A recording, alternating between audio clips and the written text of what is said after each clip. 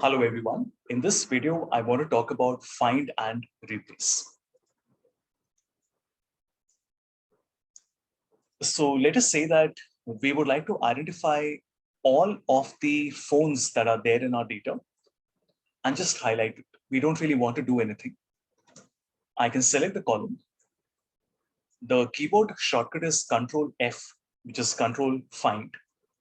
And then I can simply type in phones and click on either Find All or Find Next.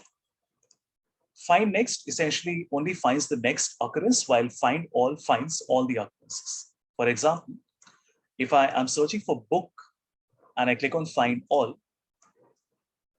you will notice that it tells me all the occurrences of that particular text. Let's do that one more time. Now I also have a replace here.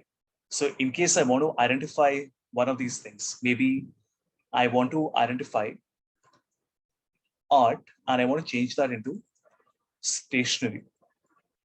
So I can now either do a replace all or a replace. So in this case, I will do a replace all. And it tells me that one replacement has happened. So this is very nice. It even tells you how many occurrences were found and the fact that it has replaced every single one of them. Now, let us say we are searching for book. Now, usually what we would do is to put in a book and then click on find next. And then you notice it searches for all the three. But maybe I don't want to search for all the three. I just want to search for the one which is in a bold format. So now I will go to options and we will say that don't search for every occurrence of book. I will go to format and choose the format from a cell, let's say C8.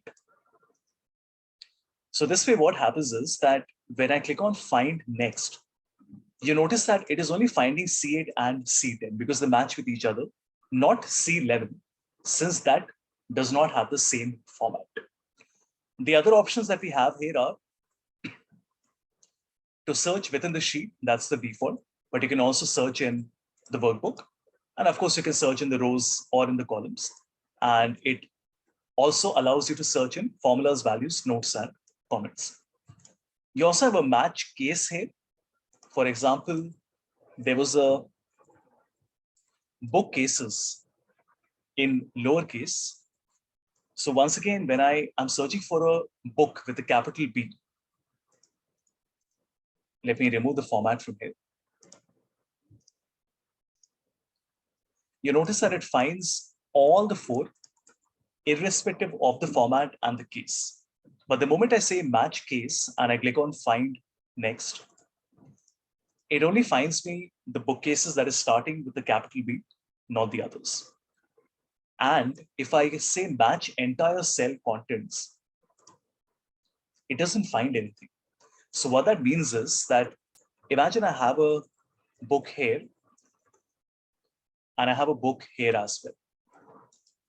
So now when I search for book, matching the case and the entire cell contents, it will not search for any one of the cells where BOOK is given. It makes sure that the value in the cell is exactly BOOK and nothing else, no more, no less. So now when I do a find next, it only searches for 14 and 16, which is only BOOK and BOOK, like that. So that is the list of options that you have, everyone. The only other thing that you can learn other than this is to use a wildcard character. For example, if I put in a B followed by an asterisk, let me remove these options. You notice that it searches for anything that has a B in it. For example, it is even searching for subcategory because the letter B is present in it. So there are two wildcard characters that we have. One is a question mark that searches for a position, and the other is an asterisk that searches for n number of characters. So essentially, the letter B followed by any number of characters. I will not get into detail now. These are very specific examples, and rather than learning it, it is mostly about building the right syntax. So if you ever need to use it, you can just Google it. And there are a lot of people who have some excellent examples created around these two wildcard characters, the question mark and the asterisk.